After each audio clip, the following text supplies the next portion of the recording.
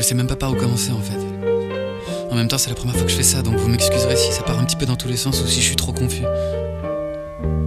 Faut dire qu'en ce moment, j'ai bien du mal à mettre mes idées au clair quand même. J'ai bien du mal à trouver mes mots.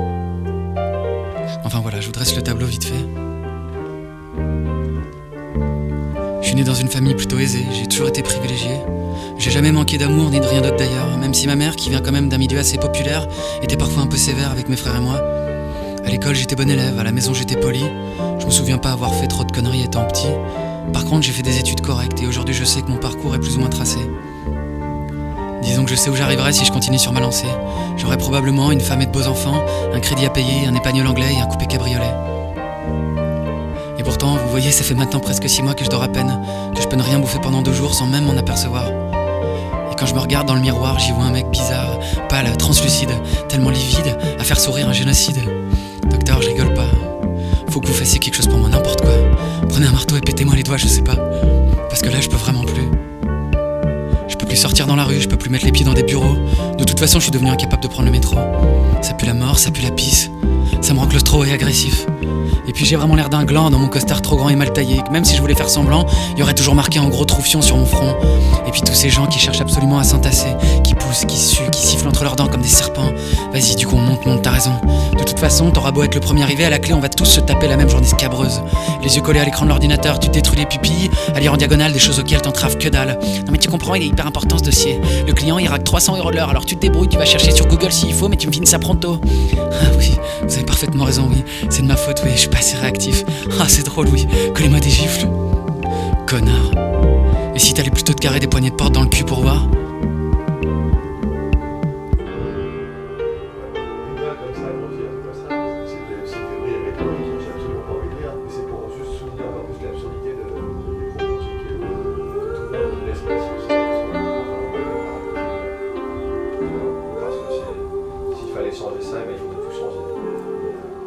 J'en ai assez de me taper à déjeuner des salades composées à 12 € ou de la barbaque en carton mouillé, de manger sur un coin de table, puis de passer des après-midi minables à enculer les mouches et finir par embrayer sur des after-work entre collègues. Mais quel cafard! À croire qu'on aime tellement se faire enfler la journée qu'on en redemande le soir. Mais bon, faut dire aussi qu'on y rencontre des meufs, ou plutôt des célibatantes, c'est-à-dire des nanas qui, comme nous, ont des problèmes affectifs. On se présente, on leur raconte des cracks, on leur dit qu'on est collab alors qu'on est à la fac, et qu'en vrai on passe notre temps à user nos culs sur des bancs trop étroits, à écouter des types chauves déblatérer toute la journée, déblatérer sur tout et surtout sur n'importe quoi. Heureusement, nos journées se finissent toujours de la même façon. On rentre et on se fait beau pour la soirée, on met nos polos col relevés, puis on se retrouve au QG pour picoler des demi à 5 €. D'ailleurs, quand on a un peu de plomb dans l'aile, on a souvent envie de jouer au rebelle et de crier au taulier. Dis donc, tu prends pour qui, enfoiré? Tu trouves pas que ta bière elle est un peu chère? On le ferait si on avait un peu de cran dans nos artères, mais on préfère se taire et continuer à gaspiller notre thune, à user notre salive pour pas grand chose et à fumer comme des sapeurs, histoire de s'amocher à fond avant d'être vieux, d'agrandir les valoches qu'on a déjà sous les yeux. À part ça, on parle surtout des filles qu'on a vues sur le net, et puis de celles qu'on aimerait attraper en soirée, car ce soir, comme tous les soirs, on va essayer de niquer, mais surtout pas de faire l'amour, parce que l'amour c'est pour les pédés. Rien de bien choquant finalement. Des gars qui parlent des filles qui baisent, des filles qui baisent pour dire qu'elles baisent, la baise. On en garde souvent que des regrets, parfois des maladies. Au fond on fait ça sans plaisir, sans réelle envie. C'est surtout pour ne plus penser, ça cache des plaies à vif mais ça c'est un secret. En vérité on est perdus, désœuvrés, désabusés, seuls comme des animaux blessés. On est tristes et nos cœurs saignent mais on se cache derrière nos grandes gueules et nos mots durs. Entre nous on s'appelle mec, meuf, bâtard, baltringue, bitch, guinasse, connard. Parce que sans le vouloir, les autres sont un combat permanent. Décidément docteur, on vit une chouette époque, et dans une chouette ville aussi.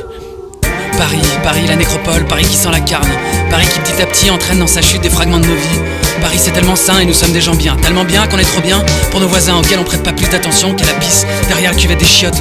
Parfois j'ai juste envie de hurler, t'approches pas de moi, me touche pas, t'approches pas de moi. Docteur il me faut un truc, n'importe quoi sinon je vais craquer. Et je risque de cogner une vieille, un passant, un mioche. Et ce sera moche. Ce sera vraiment moche.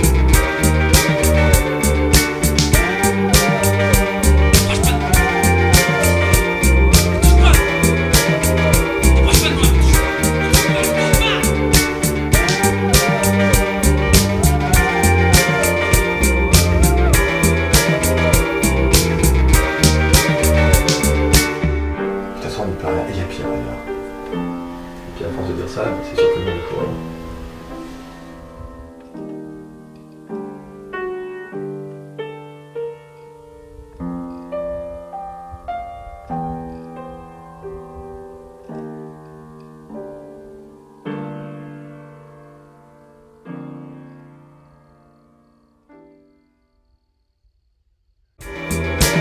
Ce serait vraiment moche.